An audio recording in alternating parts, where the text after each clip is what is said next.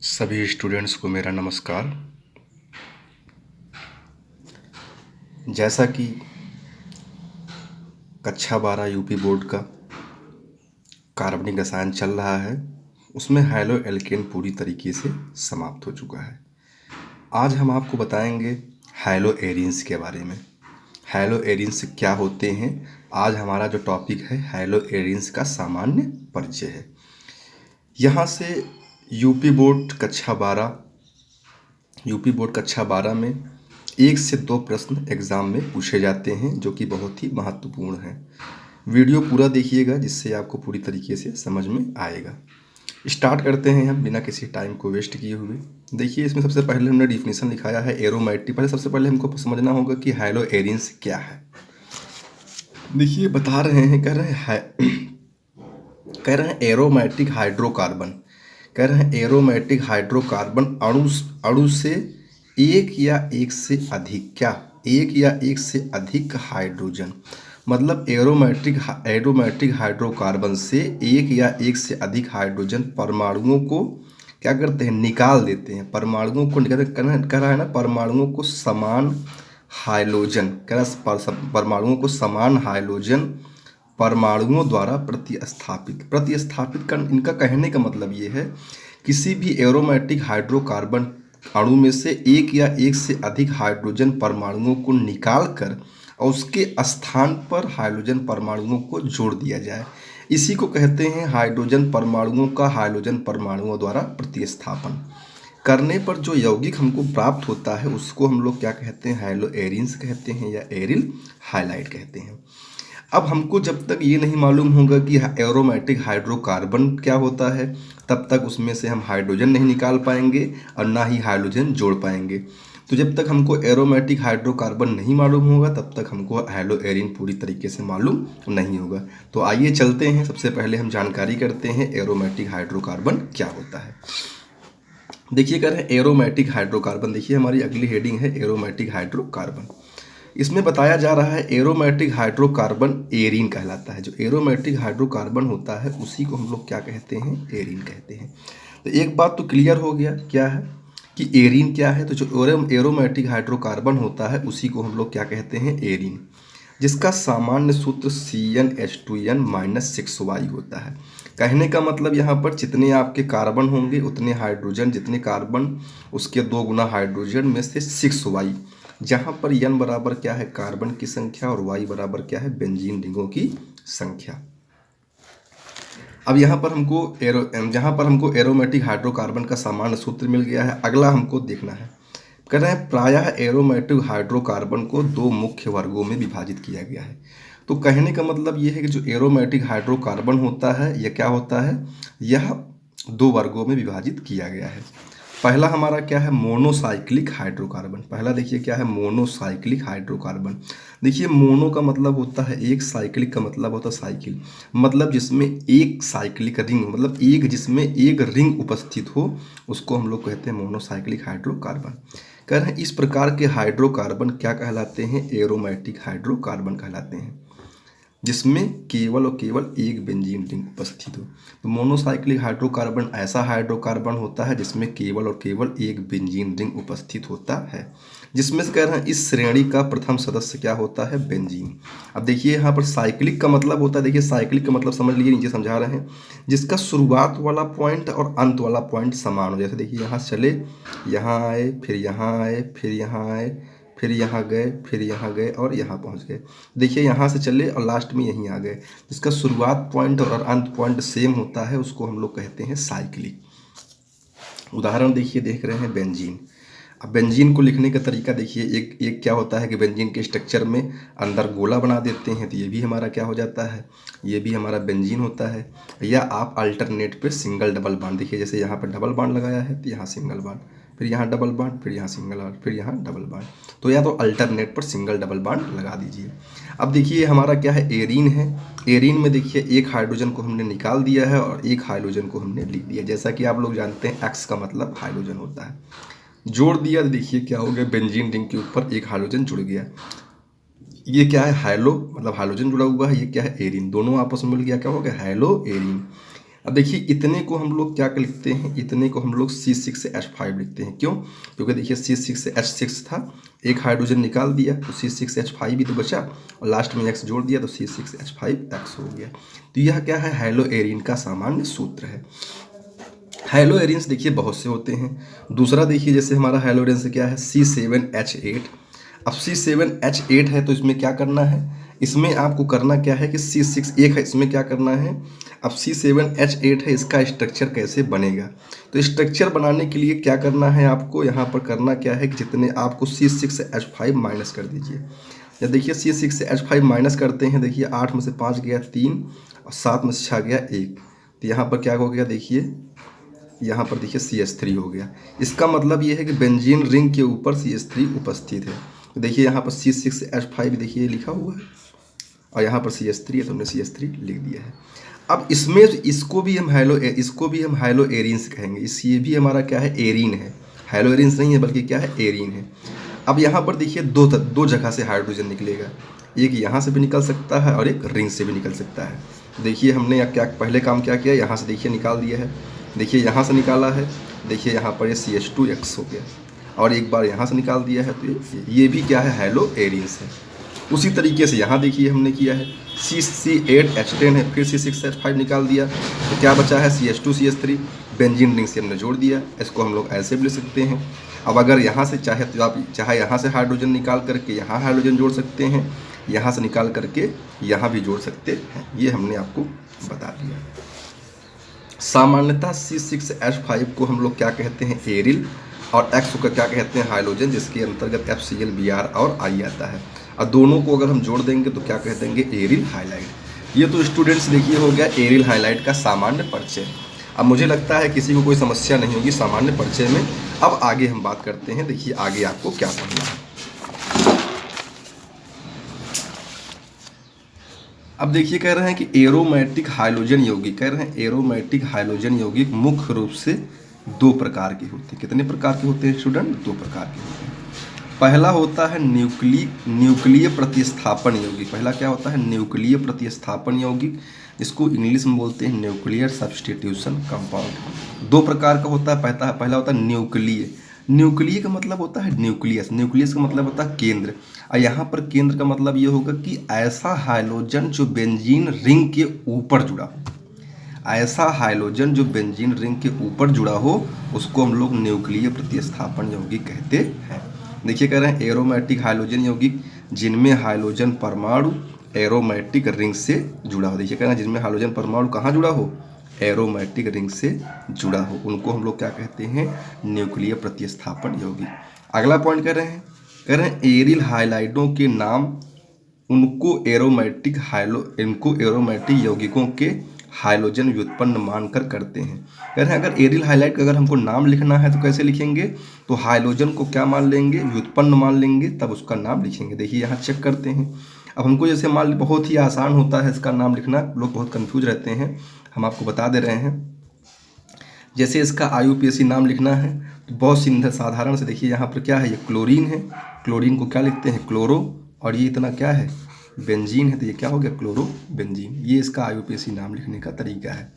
लेकिन अगला पॉइंट देखिएगा, कह रहे हैं जब एक से अधिक एक ही प्रकार के हाइड्रोजन परमाणु बेंजीन रिंग से जुड़ा होता है तो क्या करते हैं, तो पूर्व लग्नक का संख्या लिखते हैं। सबसे पहले पूर्व लग्नक का संख्या लिखते हैं, और उसके बाद अगर 2 है तो डाई, 3 है तो ट्राई, 4 है तो टेट्रा, 5 है तो पेंटा, 6 है तो हेक्सा, लगा करके अंत में रिंग का नाम अगर बेंजीन लिख देते हैं। जैसे यहाँ पर देखेंगे स्टूडेंट, यहाँ पर देखेंगे 1 क्लोरीन 2 क्लोरीन, देखिए 2 क्लोरीन जुड़ा हुआ है ना, तो यहाँ पर देखिए 1 लिखे हैं, फिर 2 लिखे हैं, 2 है तो इसलिए डाई लगा दिए हैं, क्लोरीन है तो क्लोरो लिख दिए हैं, बेंजीन हो गया। अब देखिए इसका ये भी नाम लिख सकते हैं और भी इसका और अलग से नाम, जैसा कि हमने आपको पहले भी बता दिया है कि बेंजीन में 3 पोजीशन होती है, एक पैरा पोजीशन होता है, दूसरा आर्थो होता है, तीसरा मेटा होता है। तो पहले और चौथे पे कोई अगर परमाणु या कोई समूह जुड़ेगा तो उसको हम लोग पैरा लिखेंगे, फिर उसके बाद जो जुड़ा होगा उसका नाम लिखेंगे। जैसे मान लीजिए क्लोरीन जुड़ा हुआ है तो यहाँ पर पैरा क्लोरो लिख सकते हैं। उसी तरीके से यहाँ पर आर्थो होता है तो दूसरे और छठवें पोजीशन में कुछ जुड़ा होगा तो आर्थो लिखेंगे, तीसरे और पांचवें तीसरे और पांचवें कार्बन पर लिखा होगा तो मेटा लिखेंगे। लेकिन ध्यान ये देना है कि अगर एक अकेला जुड़ा हुआ है तब आपको आर्थो, मेटा या पैरा शब्द का प्रयोग नहीं करना है। अगर एक से अधिक जुड़ा हुआ है समूह, अगर एक से अधिक कोई परमाणु या समूह जुड़ा है तब आपको आर्थो और पैरा शब्द का प्रयोग करना है। तो स्टूडेंट देखेंगे यहाँ पर, देखिए यहाँ पर 2 जुड़ा हुआ है। अब देखिए यहाँ पर 2 जुड़ा हुआ है तो यहाँ पर क्या लिखे हैं, देखिए अब देखिए यहाँ पर 1 हो गया, एक ये, देखिए 2 जुड़ा हुआ है तो दोनों के आगे हम एक देखिए यहाँ पर देखिए पैरा जुड़ा हुआ है, दूसरा देखिए जुड़ा हुआ है आर्थो। तो एक जहाँ से गिनती शुरू करेंगे उसके पोजीशन को नहीं देंगे, दूसरे वाले को हम देंगे। देखिए यहाँ पर देखिए पैरा जो पैरा पोजीशन होता है ये सबसे स्टेबल होता है, तो उसके सापेक्ष हम नाम लिखेंगे। तो जब जिसके सापेक्ष नाम लिखते हैं उसको नहीं लिखते हैं। तो यहाँ पर देखिए आर्थो पे क्या जुड़ा हुआ है, ये हमारा देखिए आर्थो है, मेटा है, पैरा है, आर्थो पे क्लोरीन जुड़ा हुआ है, इसलिए यहाँ पर आर्थो लगा सकते हैं। और यहाँ पर कितने हैं, 2 हैं, तो यहाँ पर क्या लिखेंगे, डाइक्लोरोबेंजीन, ये भी इसका नाम लिख सकते हैं। देखिए आर्थो को हम लोग शॉर्टकट में ओ लिखेंगे, पैरा को स्मॉल पी और मेटा को स्मॉल एम लिखेंगे।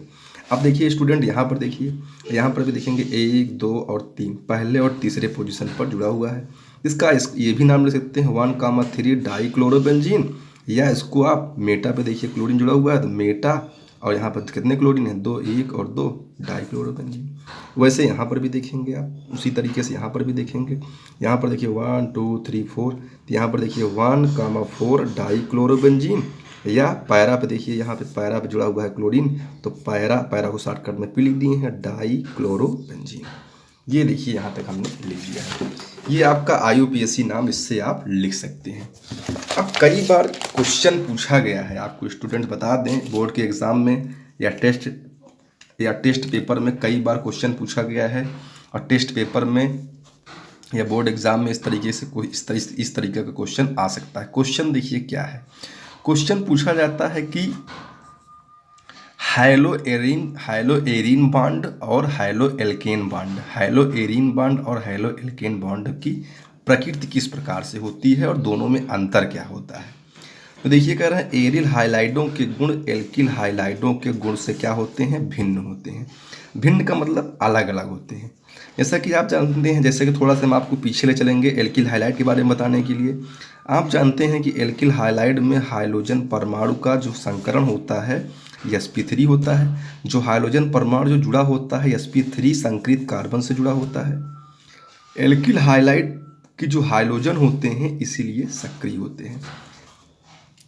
हाइड्रोजन परमाणु इसमें sp3 कार्बन से जुड़ा होता है, इसीलिए यहाँ पर ये हाइड्रोजन क्या होता है, सक्रिय होता है, जिसके कारण OH आदि समूह सरलता से प्रतिस्थापित हो जाता है। अब हम बात करते हैं एरिल हाइलाइड। एरिल हाइलाइड में हाइड्रोजन परमाणु एरोमेटिक रिंग के sp2 संकरित कार्बन परमाणु से जुड़ा होता है।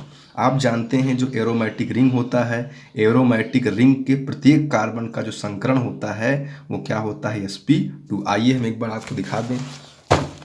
जैसे अगर हम बात करते हैं, जैसे यहाँ पर अगर हम बात करते हैं, यहाँ पर देखिए ये एरोमेटिक रिंग है, देखिए यहाँ पर एरोमेटिक रिंग है, इसके प्रत्येक कार्बन का संकरण क्या होगा, sp2। देखिए अगर इसकी बात करेंगे, देखिए डबल बॉन्ड है इसलिए sp2। इसकी बात करेंगे, देखिए यहाँ पर भी देखिए डबल बॉन्ड जुड़ा हुआ इसलिए ये भी sp2। यहाँ पे बात करेंगे तो इसलिए ये भी देखिए sp2। यहाँ पे बात करेंगे देखिए ये भी sp2। यहाँ पे बात करेंगे तो ये भी sp2, और यहाँ पे बात करेंगे तो ये भी sp2। तो बेंजीन रिंग के प्रत्येक कार्बन का जो संकरण होता है sp2 होता है। तो जो हमारा हाइड्रोजन परमाणु जुड़ेगा, अब देखिए यहाँ पर 1 नंबर पर जुड़ा हुआ है, 1 नंबर वाले का देखिए संकरण क्या है, sp2। देखिए यहाँ क्लोरीन जुड़ा हुआ है, तो इसका मतलब जो हमारा हाइड्रोजन परमाणु जो जुड़ा होता है जिस कार्बन से, उस कार्बन का संकरण क्या होता है, sp2 होता है। आगे देखते हैं, जुड़ा होता है sp2 होता है, जिसके कारण देखिए एरिल हाइलाइड के हाइड्रोजन परमाणु, इसी के कारण एरिल हाइलाइड के हाइड्रोजन परमाणु निष्क्रिय होते हैं, और जिसके कारण OH आदि समूह सरलता से प्रतिस्थापित नहीं होता है। क्वेश्चन ये पूछा गया, हम आपको बता दे रहे हैं, क्वेश्चन ये पूछा जाता है कि एल्किल हाइलाइड का हाइड्रोजन बहुत सक्रिय होता है जबकि एरिल हाइलाइड का हाइड्रोजन बहुत निष्क्रिय होता है, क्यों।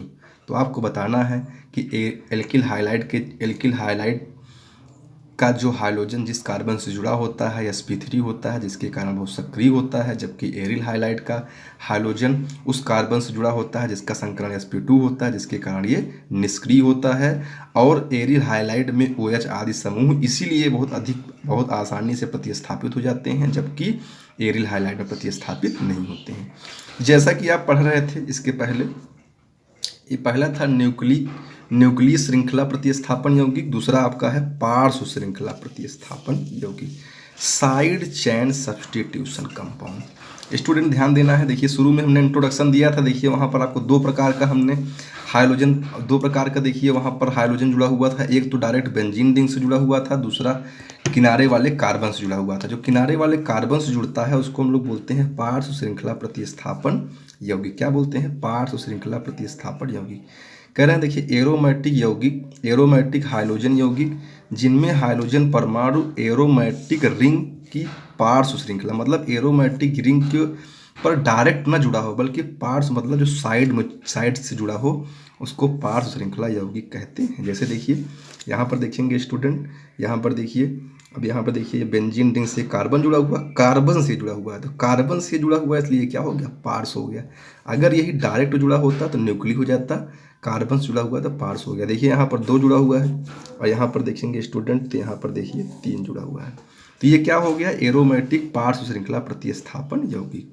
अब बात आती है इनकी नाम की, ध्यान दीजिएगा स्टूडेंट, जब बेंजीन के ऊपर एक CH2 जुड़ा हो, केवल CH2 लिखा हो, मतलब कार्बन के साथ 2 हाइड्रोजन लगा हो, बेंजीन रिंग के ऊपर कार्बन के साथ 2 हाइड्रोजन लगा हो तो उसको हम लोग बोलते हैं बेंजिल समूह। क्या बोलते हैं? बेंजिल समूह। अब बेंजिल समूह में अगर हम क्लोरीन जोड़ देंगे तो क्या हो जाएगा? Benzyl chloride. देखिए हमने लिखा है बेंजिल क्लोराइड। जब बेंजीन की रिंग के ऊपर ऐसा कार्बन जुड़ा हो जिसमें केवल एक हाइड्रोजन हो, कितने हाइड्रोजन हो? इसमें केवल एक हाइड्रोजन हो, जिसमें केवल कितने हाइड्रोजन हो? जिसमें केवल एक हाइड्रोजन हो, तो उसको हम लोग क्या बोलते हैं? बेंजल समूह। उसको हम लोग क्या बोलते हैं? बेंजल समूह। क्या बोलते हैं उसको स्टूडेंट? बेंजल समूह बोलते हैं। ध्यान देना है आपको, उसको हम लोग क्या बोलते हैं? बेंजल समूह बोलते हैं। तो इसका नाम अगर हम लिखना चाहेंगे तो इसका नाम हम क्या लिखेंगे? देखिए बेंजल, अब देखिए 2 क्लोरीन जुड़ा हुआ है तो डाई, क्लोरीन जुड़ा हुआ तो क्लोराइड, बेंजल डाई क्लोराइड।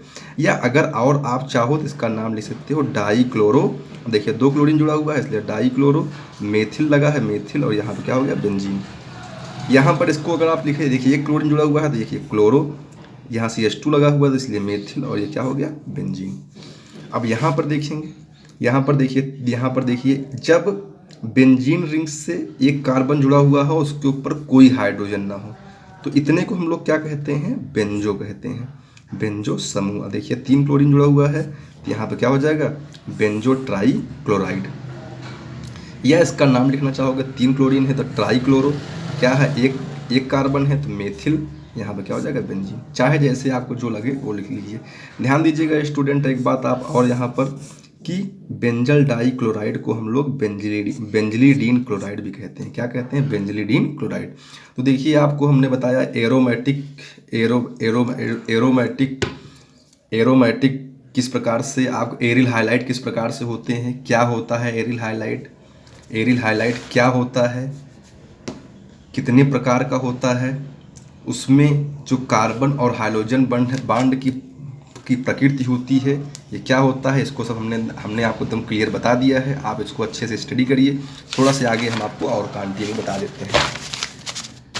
देखिए थोड़ा सा और देख लीजिए आप, यहाँ पर कर रहे हैं पार्श्व श्रृंखला हाइड्रोजन प्रतिस्थापन यौगिकों में हाइड्रोजन परमाणु का जो संकरण होता है कितना होता है? देखिए जो पार्श्व श्रृंखला मतलब जो साइड चेन से जो पार्श्व श्रृंखला हाइड्रोजन प्रतिस्थापन यौगिक में हाइड्रोजन परमाणु का जो संकरण होता है वो क्या होता है? sp3 होता है, जिसके कारण ये एलिफैटिक जैसे व्यवहार करते हैं।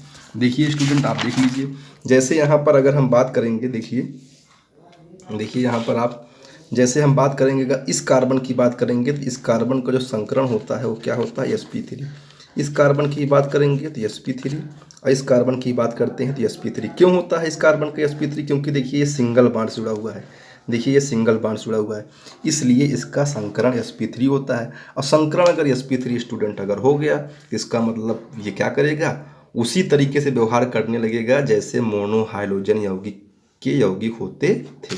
इसीलिए देखिए यहाँ पे कह रहा है, एक शब्द का प्रयोग किया है, कह रहा है कि जिसके कारण एलिफैटिक हाइलाइडों के जैसे व्यवहार करता है। एलिफैटिक का मतलब होता है कि ऐसी कार्बन की श्रृंखला जो ओपन चैन हो। ओपन चैन किसे कहते हैं, जिसका शुरुआत पॉइंट और अंत पॉइंट क्या है, डिफरेंट। जैसे आपको एक एग्जांपल दे दें, जैसे ये क्या है CH3 ये क्या है, एलिफैटिक यौगिक। अगर हम बात करेंगे यहाँ पर एलिफैटिक एल्किल हाइलाइड, तो ये क्या है, जैसे CH3CH2Cl, ये क्या हो जाए, एलिफैटिक। यहाँ पर क्या हो गया, ये एलिफैटिक, यहाँ पर देखिए एलिफैटिक, यहाँ पर क्या हो गया, एलिफैटिक हाइड्रोजन। अब हमको जो पढ़ना है, देखिए हमको जो हमारा जो पढ़ना है वो क्या पढ़ना है, एरिल हाइलाइड। अभी तक एरिल हाइलाइड का हम इंट्रोडक्शन पढ़ रहे थे, एरिल हाइलाइड पढ़ना है। एरिल हाइलाइड क्या होता है, देखिए बेंजीन है, बेंजीन से एक हाइड्रोजन निकाला तो क्या बन गया, यहाँ पर एरिल बन गया। एक हाइड्रोजन जोड़ दिया, क्या बन गया, एरिल हाइलाइड। हाइड्रोजन में F भी जुड़ सकता है, Cl BBr भी आई। जैसे यहाँ पर अगर मान लीजिए अगर F जुड़ा हो तो यहाँ पर क्या हो जाएगा, फ्लोरोबेंजीन। Cl जुड़ा हो क्लोरोबेंजीन, Br जुड़ा हो ब्रोमोबेंजीन, I जुड़ा हो आयोडोबेंजीन। तो यहाँ पर इसको हम लोग लिख सकते हैं एरिल फ्लोराइड भी लिख सकते हैं, एरिल क्लोराइड भी लिख सकते हैं, एरिल ब्रोमाइड भी लिख सकते हैं, एरिल आयोडाइड भी लिख सकते हैं। अब आपको हम बताने जा रहे हैं कि जो आपके बोर्ड एग्जाम में सबसे ज़्यादा पूछा जाता है, क्या पूछा जाता है सबसे ज़्यादा, वो हम बताने चल रहे हैं। सबसे ज़्यादा जो पूछा जाता है वो क्लोरोबेंजीन के बारे में पूछा जाता है। अब आपको इसमें देखिए 1 compound, 2 compound, 3 compound, 4 compound, 4 compound में केवल और केवल एक कंपाउंड आपको पढ़ना है, क्या, क्लोरोबेंजीन। क्लोरोबेंजीन को आप ऐसे भी लिख सकते हैं, बेंजीन के ऊपर डायरेक्ट रिंग जोड़ दीजिए, क्लोरोबेंजीन C6H5Cl ऐसे भी लिख सकते हैं। और अगर आप चाहो तो ऐसे भी लिख सकते हो, कोई दिक्कत नहीं है। ये और यहाँ पर ये Cl जोड़ दीजिए, भी क्लोरोबेंजीन। अब बनाने की सामान्य विधि पढ़ना है हमको, बनाने की सामान्य विधि पढ़ना है, रासायनिक गुण पढ़ना है, उपयोग पढ़ना है। इस तरीके से आपका ये क्लोरोबेंजीन समाप्त हो जाएगा। एक लेक्चर और लगेगा क्लोरोबेंजीन समाप्त करने में, उस तरीके से क्लोरोबेंजीन आपका पूरी तरह समाप्त हो जाएगा। तो स्टूडेंट मुझे फीडबैक में ज़रूर बताइएगा कि आपको ये लेक्चर कैसा लगा। कोई कमी होगा तो कमेंट में ज़रूर बताइएगा। जिनको इसकी PDF फाइल चाहिए वो कमेंट्स में ज़रूर लिखें। बाकी आप अगर आपको अच्छा लगता है तो कमेंट्स करिए, लाइक करिए, सब्सक्राइब करिए। ठीक है, ओके, धन्यवाद।